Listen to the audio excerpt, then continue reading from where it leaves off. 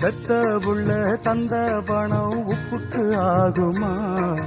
தாய்ப்பாலுக்கு கணக்கு போட்டா தாலி மிஞ்சுமா? வாயக்கட்டி வளர்த்த புள்ள மல்லு கட்டி நிக்குதடி, வாங்கி தந்த காசுக்கெல்லாம் வட்டி கட்ட சொல்லுதடி. கோடு ஒண்ணு கிழிக்க வச்சு கும்மி அடிக்குது அம்மாடி. சம்சாரம் அது மின்சாரம், சம்சாரம் அது மின்சாரம்.